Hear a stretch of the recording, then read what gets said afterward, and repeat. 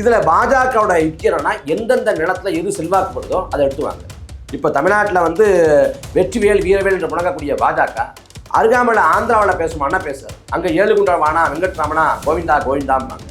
அதே கோவிந்தா போடக்கூடிய பாஜக மகாராஷ்டிராவில் பேசுமானா பேசுறாரு. அங்கே கனவிதாதா மோரியாங்க. அங்கே கனவிதாதா மோரியாங்கிற பாஜக உத்தரப்பிரதேச பேசுமானா பேசுறாரு. நீதிமன்றம் இன்னைக்கு வந்து ஆடு கோழி பலியிடக்கூடாதுன்னு சொல்லுது. அது திமுக அரசு நிலைப்பாடு என்ன? நீங்க உச்சநீதிமன்றம் போய் ஆடு கோழி பலியிட அனுமதி வாங்கி கொடுங்க. இல்ல சட்டப்பூர்வமா ஏதாவது பண்ண முடியுமா? நீங்க தீர்மானம் ஏற்று அதற்கான வழி செய்ய முடியுமா? அரசாணை போட்டு வழி செய்ய முடியுமா? செய்யுங்க. அப்ப அந்த இடத்துல திமுக கோட்டை விடுது. கோட்டை விட்டோன்னே கொடுத்துக்கிறாங்க. அப்பவே இவன் முடிவு பண்ணிட்டான். அதாவது வழக்கமா தீபத்தூண் அப்படின்னு ஒரு இடம் இருக்கு. அங்க 100 ஆண்டுக்கு மேல அங்கதான் ஏத்தப்படுது. கார்த்திகை தீபம்னா அங்க ஏத்தப்படுது. ஒரு பட்சம் இல்ல, அங்க எல்லாரும் போய் வழிபாடு செய்றாங்க. இப்ப புதுசா கிளம்புறாங்கன்னா இல்ல இன்னொரு தீபத்தூண் இருக்கு உச்சியில, அங்கதான் போய் ஏத்தணுங்கிறாங்க. அது தீபத்தூணே இல்ல, வெள்ளக்கார காலத்துல நிறுவப்பட்ட அளவைக்கல். நான் ராம ஜென்ம பூமியை வழிபடத்தான் போறேன், நான் எதுவும் செய்ய மாட்டேன் அப்படின்னு உச்சநீதிமன்றத்தில் உறுதிமொழி கொடுத்துட்டு வாக்குறுதி கொடுத்துட்டு போன சங் பரிவார் கும்பல் உலகத்தின் கண் முன்னால் பாபர் மசூதி அடிச்சு தகர்த்தான். அது எப்படிப்பட்ட ஆள்னா 144 உத்தரவு போட்டீங்கல்ல, 144 உத்தரவு போட்டு 4 பேர் 5 பேர் கூடக்கூடாதுன்னு சொல்றீங்க. ஆனா போலீஸ் எல்லாம் 4-5 பேர் கூட்டிட்டு இருக்கீங்களே அப்படிங்கிறது. அந்த அளவுக்கு தான் ராம ரவிக்குமாரோட புரிதலும் அறிவும் அவ்வளவுதான். கோயம்புத்தூர் எப்படி இந்த கோயை குண்டுடிப்பு கலவரத்துக்கு பிறகு இப்ப வரைக்கும் ஒரு உரசல் போக்கோடு இருக்குதோ, அது இந்துத்துவவாதிகளோட கூடாரம் போல இருக்குதோ, அதே போல மதுரையை மாத்துறது இந்த வேலை செய்யணும். ஏற்கனவே குறி வச்சுட்டாங்க. திருப்பரங்குன்றம் மலையில தர்கா இருக்கணும்னே குறி வச்சுட்டாங்க. அது காய் நகர்த்தான். இப்ப சரியா ஒரு வழக்க போட்டு அங்கதான் போய் தீபத்தை ஏத்துவேன், எல்லா சாதிக்காரர்களும் உள்ள போக கூடாது, ஆகம அனுமதிக்காது, ஆகம விதிங்கிற. ஆனா அதே சமயத்துல இதுல மட்டும் ஆகம விதி பார்க்க மாட்டேங்கிற. கார்த்திகை திருநாள் முடிஞ்ச பிறகு ஏன் தீபம் ஏற்றணும்? அறநிலையத்துறை யாரோடது? திமுக அரசோடது. அன்னைக்கு அந்த அபுதாபி விஷயத்துல முழுக்க அறநிலையத்துறை வந்து பக்கச்சார்போடு இயங்கியது. இந்துத்துவவாதிகளின் பக்கம் நின்றுச்சு. அதன் வெளிப்பாடு, அதன் நீட்சினா இன்னைக்கு இந்த சிக்கலை கொண்டாந்து விட்டு பாபர் மசூதி இடிச்சு தகர்க்கப்பட்டது ஊருக்கு தெரியும்.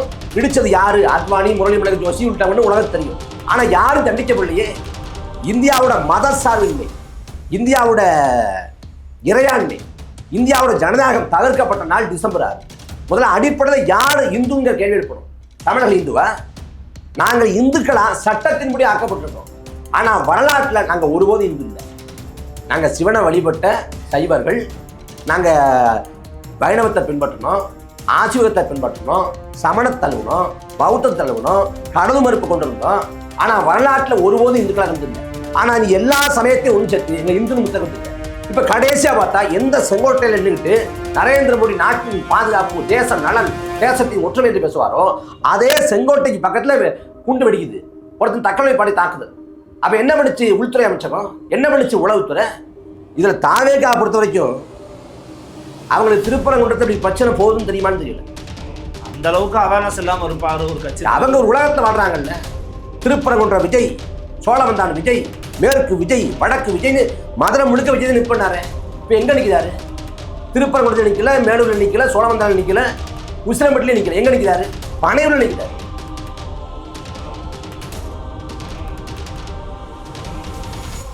நலம் தரும் நல்லார் சித்த மருத்துவமனை இதய நோய், சர்க்கரை நோய், பக்கவாதம், சிறுநீரக பிரச்சனை, தண்டுவடம் மற்றும் மூட்டு பிரச்சனைகளுக்கு மிகச்சிறந்த மருத்துவமனை. கிருஷ்ணகிரி, சென்னை மற்றும் மதுரை. தொடர்புக்கு 8807666117 மற்றும் 8807666118. Nimati Property Management. Contact 7667008999. அன்னை பர்னிச்சர்ஸ், அன்னை திருமண சீர்வரிசை பொருட்கள், டிவி, ஃபிரிட்ஜ், வாஷிங் மெஷின் உள்ளிட்ட 200க்கும் மேற்பட்ட பொருட்கள் அடங்கிய திருமண சீர்வரிசை ரூபாய் 99,000 மட்டுமே. தமிழகம் முழுவதும் இலவச டோர் டெலிவரி. தொடர்புக்கு 7550014440 9345044044. ஃபோர்த் ஸ்டேட் தமிழ் நேயர்களுக்கு அருள்மொழிவர்மனின் அன்பார்ந்த வணக்கங்கள். இது உங்கள் ஃபோர்த் ஸ்டேட் தமிழ் வழங்கும் பெருதினும் பெருதுகள் நிகழ்ச்சி. இன்றைக்கு நம்ம நடந்திருக்கிறார் நாம் தமிழர் கட்சியிலிருந்து மரியாதைக்குரிய திடுமானம் கார்த்திக் அவர்களோடு அண்மையில் நடைபெற்றுக் கொண்டிருக்கக்கூடிய இந்த திருப்பரங்குன்றம் விவகாரம் குறித்து தான் நாம் கலந்துரையாடவிருக்கிறோம். வணக்கம் கார்த்திக். வணக்கம். எப்படி இருக்கீங்க?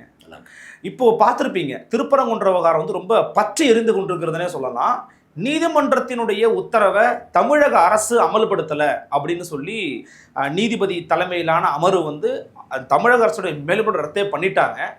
ஆனால் தமிழ்நாட்டில் திமுகவை ஆதரிக்கக்கூடிய கூட்டணி கட்சிகள் எல்லாரும் ஒரு நிலைப்பாடு எடுத்திருக்கிறாங்க. இதில் பிஜேபி எதிராக தான் நம்ம பேசி ஆகணும், பிஜேபி திட்டமிட்டு சங் பரிவார் கும்பலை கொண்டு கலவர தீபத்தை ஏற்ற முயற்சி பண்ணியிருக்கிறாங்க அப்படின்னு சொல்றாங்க.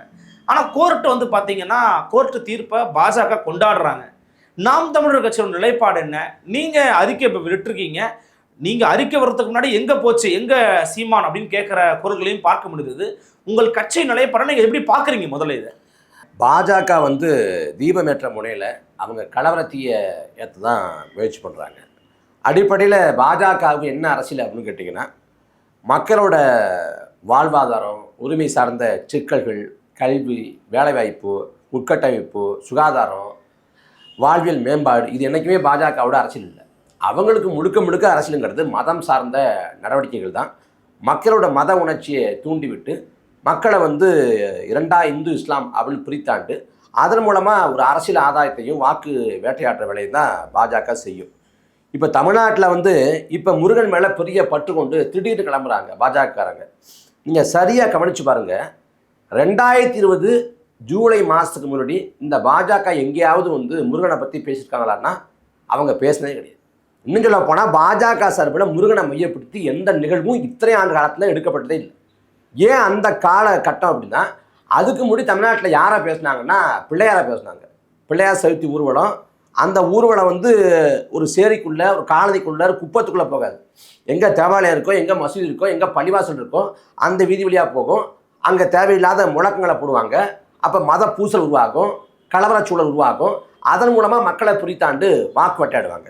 இப்போ தமிழ்நாட்டில் வந்து அவங்க பிள்ளையாரை பேசி கொண்டவங்க, பிள்ளையாருக்கு தமிழ்நாட்டில் பெரிய சந்தை இல்லை அப்படின்னு தெரிஞ்ச உடனே முருகனை மையப்படுத்தி பேசுகிறாங்க. குறிப்பாக வந்து அந்த கருப்பர் கூட்டம் விவகாரத்தில் வந்து அன்னைக்கு வந்து ஒரு அரசியல் பேசுபொருளாக மாறுது. எல்லா தலைவர் பெருமக்களும் அதுக்காக பேசுகிறாங்க. அந்த சமயத்துக்கு பிறகு அன்னைக்கு எல்முருகன் இருந்தப்ப திருச்செந்தூர்லேருந்து திருத்தணி வரைக்கும் அப்படின்னு சொல்லிட்டு அன்னைக்கு வேல் யாத்திரைங்கிற பேரில் வந்து கொரோனா சமயத்தில் ஊரடங்கு காலகட்டத்திலேயே அவர் வந்து ஊர்வலம் அப்படின்னு கிளம்புறாரு. அன்னைக்கு தொடங்கி தான் முருகனை பேச ஆரம்பிக்கிறாங்க. அது வரைக்கும் தமிழ்நாட்டு பாஜக மேடைகளில் ஜெய் காளி, ஓம் காளின்னு பேசுவாங்க, பாரத மாதா கி ஜெய். அதுக்கும் பிறகு வெற்றிவேல் வீரவேல் அப்படின்னு. ஏன்னா தமிழ்நாட்டில் பிள்ளையார் சந்தல்னோடனே முருகனை கையில் எடுக்க முயற்சி பண்ணுறாங்க. இதில் பாஜகவோட யுக்தி என்னன்னா, எந்தெந்த நிலத்தில் எது செல்வாக்குப்படுதோ அதை எடுத்துவாங்க. இப்போ தமிழ்நாட்டில் வந்து வெற்றிவேல் வீரவேல் என்று முழங்கக்கூடிய பாஜக அருகாமையில் ஆந்திராவில் பேசுமானா பேசுறாரு. அங்கே ஏழுகுண்டவானா, வெங்கட்ராமனா, கோவிந்தா கோவிந்தாம்பாங்க. அதே கோவிந்தா போடக்கூடிய பாஜக மகாராஷ்டிராவில் பேசுமானா பேசுறாரு. அங்கே கணவிதாதா மோரியாங்கும். அங்கே கணவிதாதா மோரியாங்கிற பாஜக உத்தரப்பிரதேசத்தில் பேசுமானா பேசுறாரு. அங்கே ஜெய் ஸ்ரீராம்கும். அங்கே ஜெய் ஸ்ரீராம்ங்கிறவங்க ஒரிசாவில் வந்து ஜெய் ஜெகநாத்ம்பாங்க. அதே மகாராஷ்டிரா போனால் ஜெய் காளி, ஓம் காளிம்பாங்க. அப்போ எந்த மாநிலத்துக்கு போகிறாங்களோ அந்த மாநிலத்துக்கு ஏற்ற மாதிரி ராகம் போடுவாங்க. இது என்னன்னா, மத உணர்ச்சியை முழுக்க மத உணர்ச்சியை தூண்டிவிட்டு அந்த வேலை செய்யுது. இப்போ பாஜகவோட வளர்ச்சி அப்படின்னு எடுத்துக்கிட்டோம்னா, அவங்க ராம ஜென்ம பூமி, ராமராஜ்யம் இந்த முழக்கத்தை வச்சு குறிப்பாக பாபர் மசூதி இடித்து தகர்த்த பிறகுதான் நாடு முழுக்க வந்து பாஜக பற்றி படருது, நாடு முழுக்க கலவரச்சூழல் வருது. அதன் மூலமாக பாஜக வந்து எளிமையாக வந்து அதிகாரத்தை நோக்கி நகருது. அப்போ தமிழ்நாட்டை பொறுத்த வரைக்கும் இங்கே குறிப்பாக தென் மாநிலங்களில் பாஜகவால் கால் ஊன்ற முடியலை. தென் மாநிலங்களில் இன்றைக்கி பாஜக இல்லை, புதுச்சேரியில் மட்டும் விதிவிலக்காக இருக்குது, பாக்கி எங்கேயுமே இல்லை. அப்போ தென் மாநிலம் இல்லைங்கிறப்ப குறிப்பாக தமிழ்நாடு வந்து பாஜகவோட கோட்பாட்டுக்கு மிக சவாலாக இருக்குது. பாபர் மசூதி இடிக்கப்பட்ட பிறகு இந்தியா முழுக்க ஒரு கலவரச்சூழல் வந்தப்போ கூட தமிழ்நாடு அமைதியாக இருக்குது. தமிழ்நாட்டில் சாதியவாதம் உச்சத்தில் இருந்தால் கூட மதவாதம் இல்லை. ஒரு ஒரு கெடு வாய்ப்பாக வந்து கோயம்புத்தூர் குண்டுடிப்பு, கலவரம் இது போன்ற நிகழ்வு நடந்தாலும், மண்டைக்காடு கலவரம் இது போன்று நடந்தாலும் தமிழ்நாட்டில் ஒப்பீட்டு அளவில் பெரிய அளவில் அந்த மத கலவரம் கிடையாது. அப்போ தமிழ்நாட்டை குறி வச்சு ஏதாவது பண்ணலாங்கிறதுக்காக இவங்க வந்து இந்த திருப்பரங்குன்ற மலை விவகாரத்தை எடுத்திருக்காங்க. இதில் திமுக முதல்ல அவங்களுக்கான பாதை அமைக்கிற வேலையை யார் பண்ணுறாங்கன்னா திமுக தான் பண்ணுது.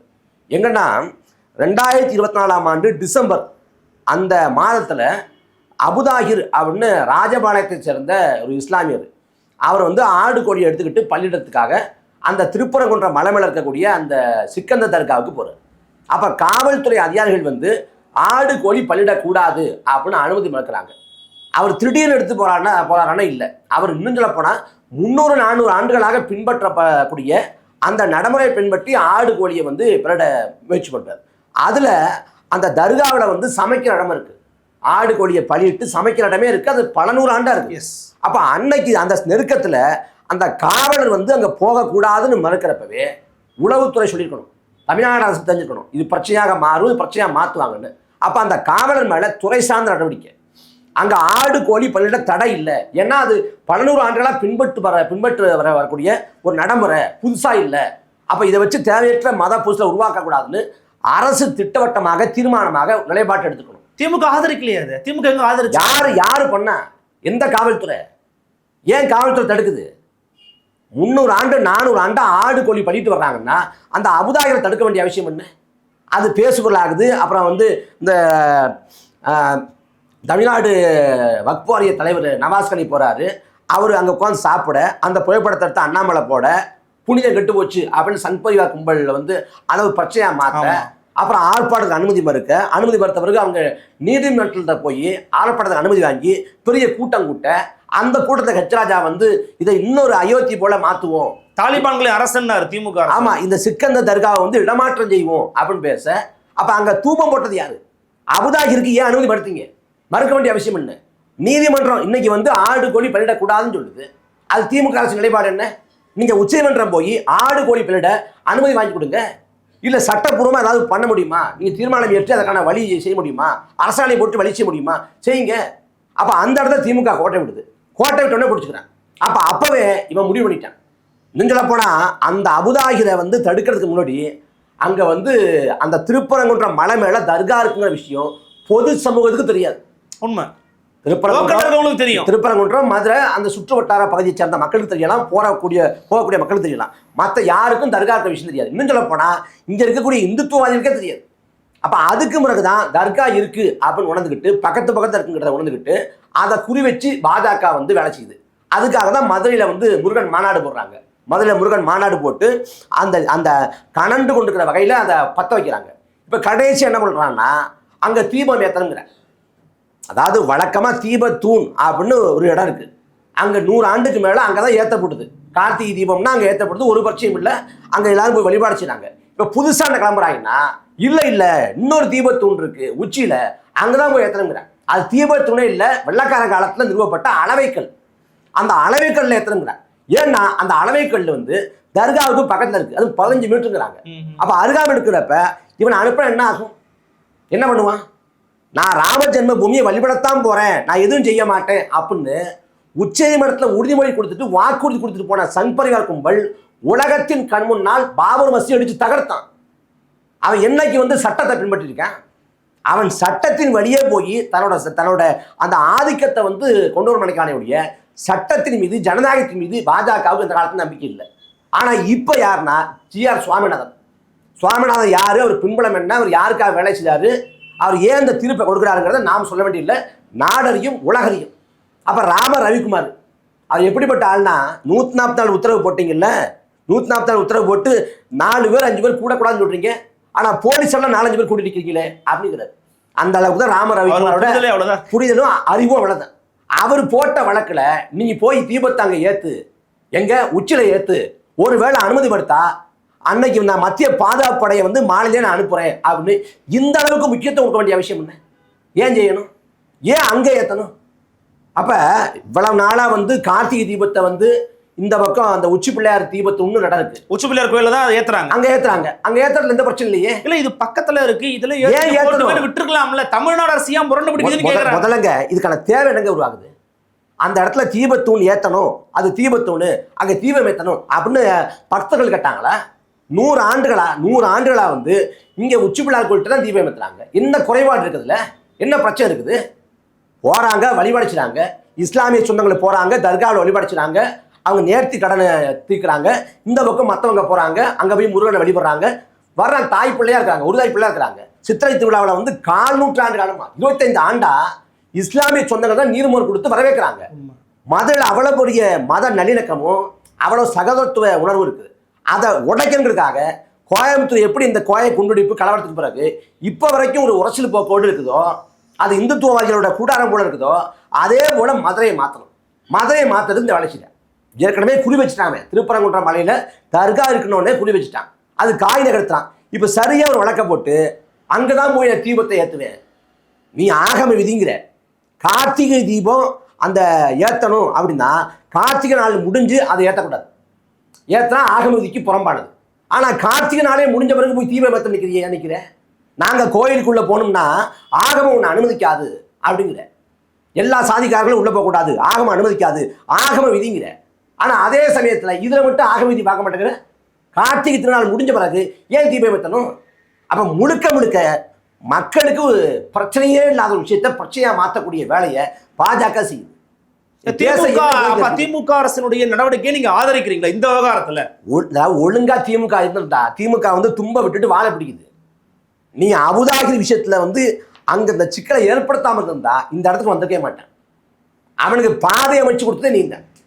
ஏன் அபுதாகிரி தடுத்த? அந்த சமயத்துல பல செயல்பாட்டாளர்கள் வந்து இதுல அறநிலைத்துறை வந்து பக்கச்சார்பா இயங்குது அப்படிங்கிறாங்க. அறநிலைத்துறை என்ன தன்னாட்சி அமைப்பா, இல்ல தனி நிறுவனமா, இல்ல தனி யாராருக்கும் ஒருத்தர் சொந்தமான ஒரு அமைப்பா? அறநிலைத்துறை யாரோடது? திமுக அரசோடது.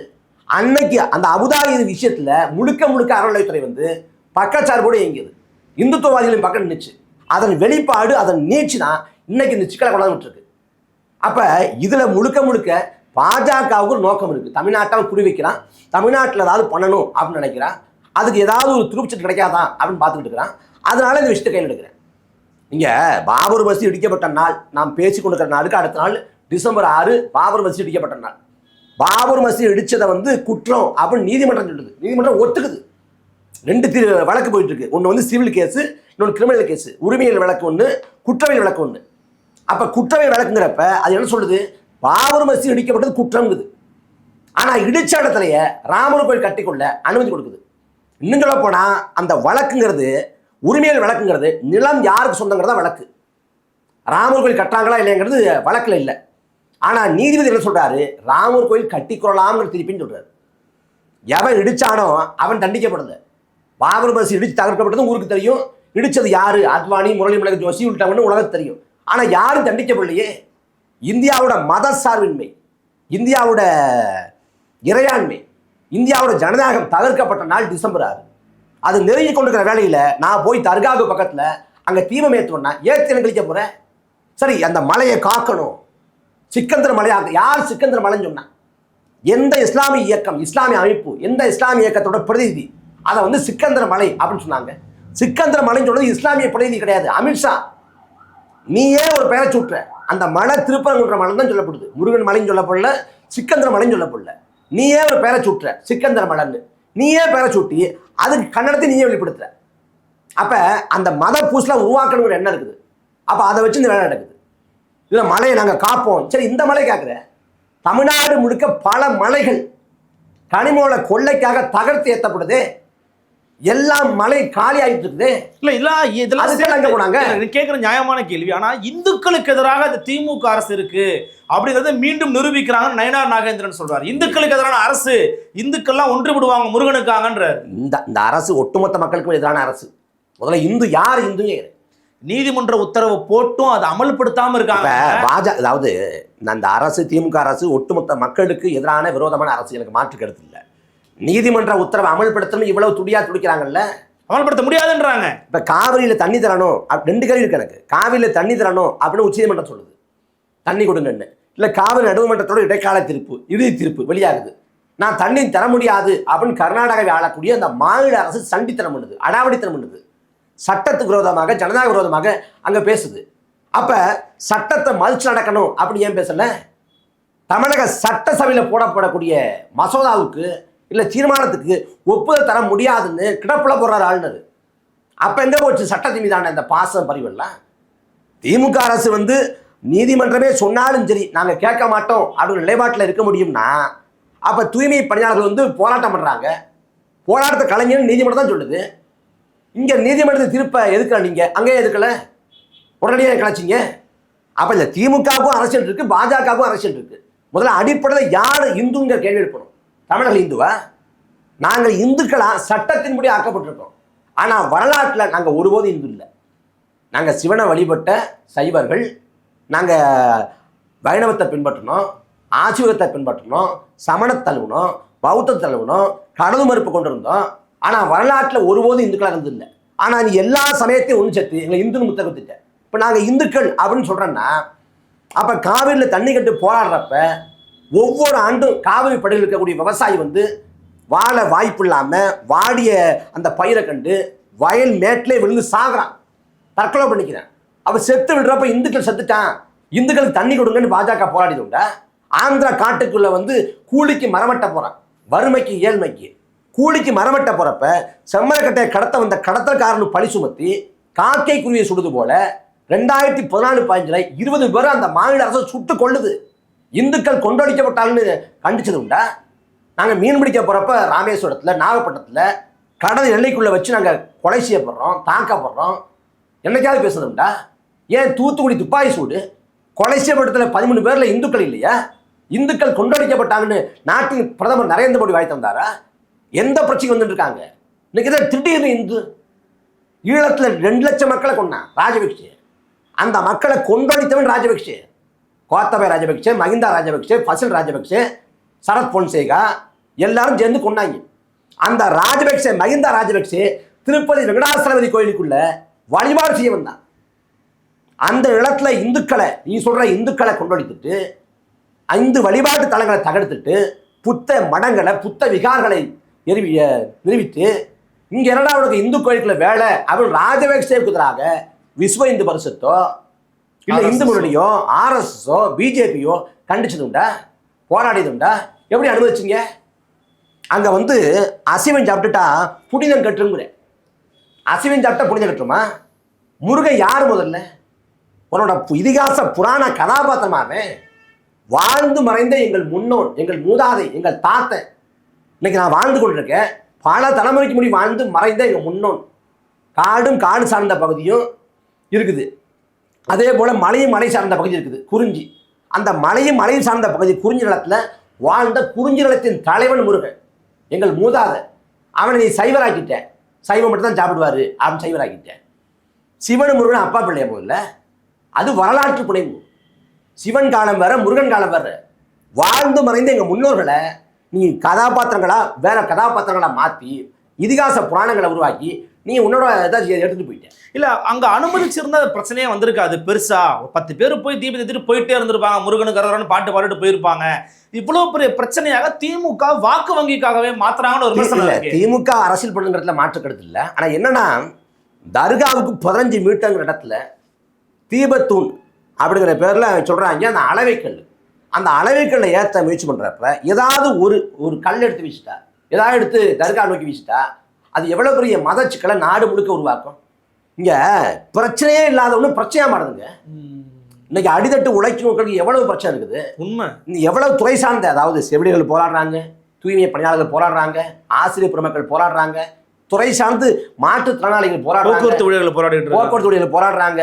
அதே போல வறுமை, ஏழ்மை, விலைவாசி உயர்வு, வேலையில்லா திண்டாட்டம், இப்படி எத்தனையோ நாட்டு மக்களோட அடிப்படை சிக்கல்கள் இருக்கு. அதையெல்லாம் விட்டு ஒட்டுமொத்த கவனத்தை திருப்புறாங்க அந்த பக்கமா. நீ பேசல, அவ்வளவு பேசணும்ல, நாங்க வந்தோம்னா நாட்டோட பாதுகாப்பை கிழிச்சிரும்னு.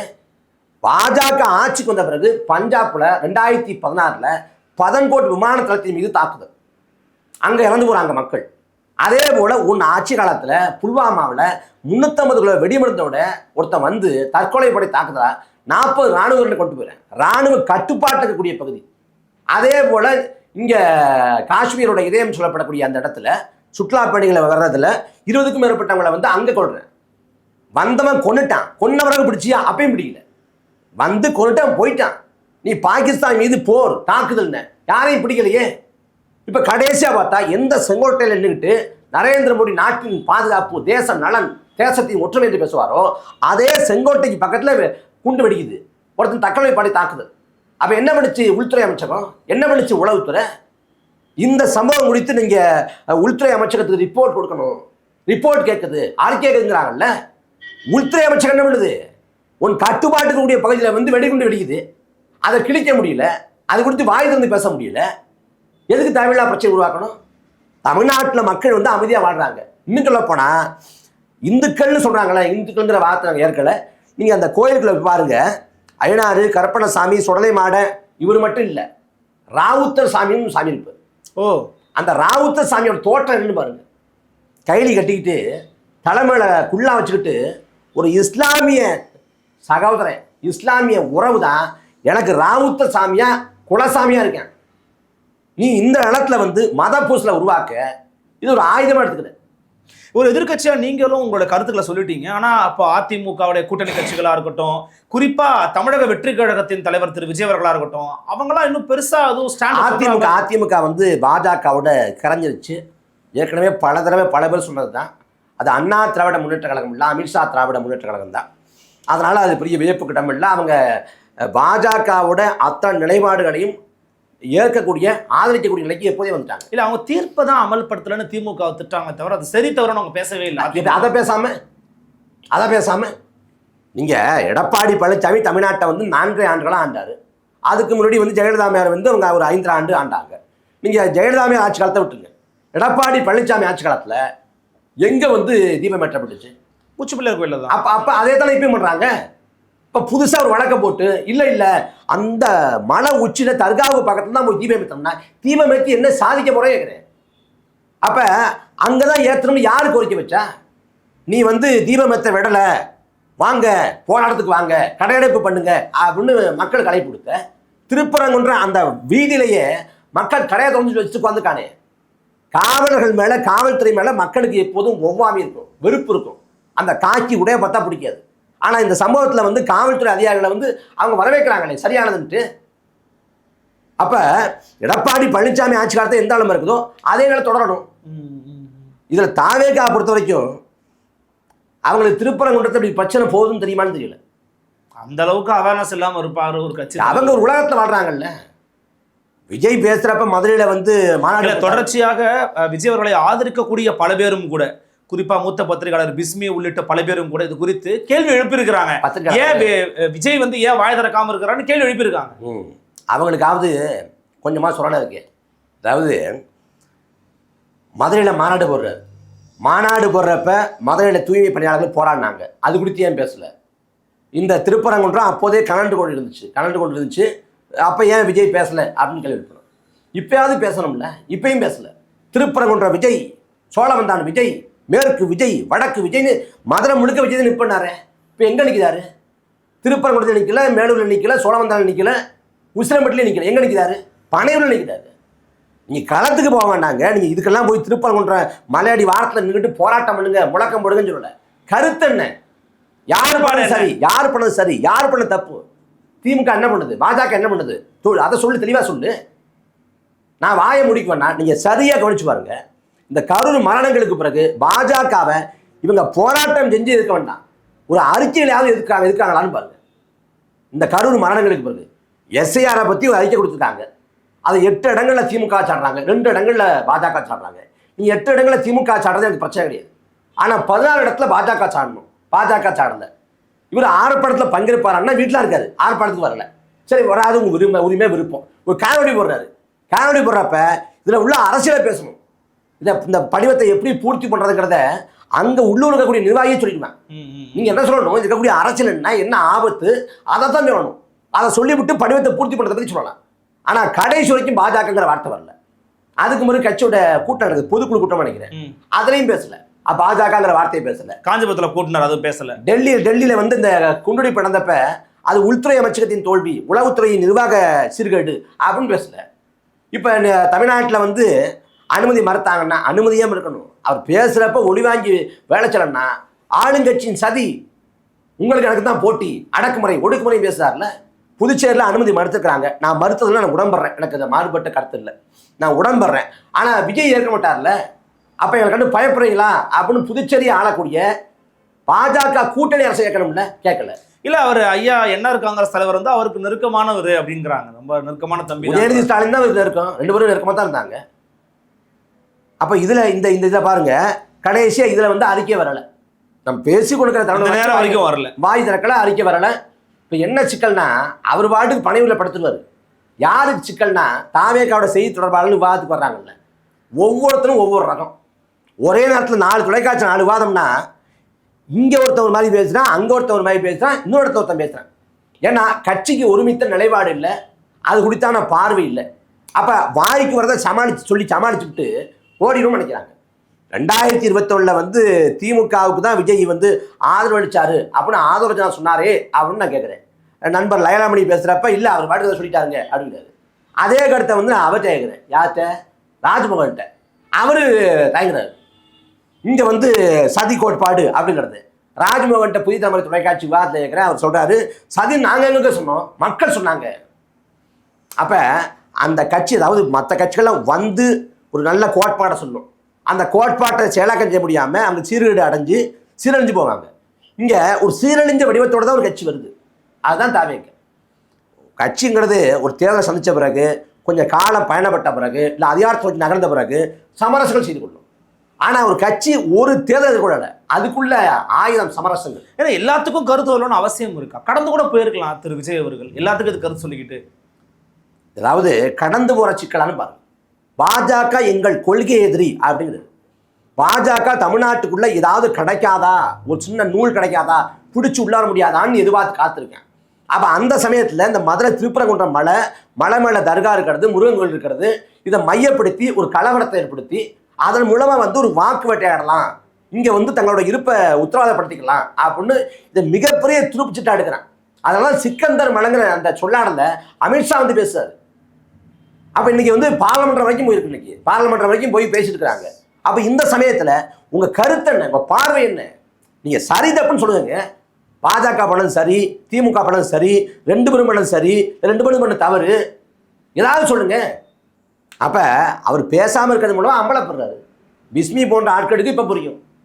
நாம் தமிழர் கட்சியோட அறிக்கையை படிக்கட்டும், நாம் தமிழர் கட்சியோட அறிக்கை எவ்வளோ தெளிவாக இருக்குது அப்படிங்கிறத படிக்கட்டும். தாவேக்காவோட அறிக்கைன்னா என்ன இருக்குது? ஒன்றும் இல்லை. உங்களுடைய கட்சி நிலைப்பாடு குறித்தும் இந்த விவகாரம் குறித்தும் ரொம்ப தெளிவாக உங்களோட கருத்துக்களை பகிர்ந்துக்கிட்டீங்க. மிக்க நன்றி. நன்றி. மீண்டும் சந்திக்கலாம். வணக்கம்.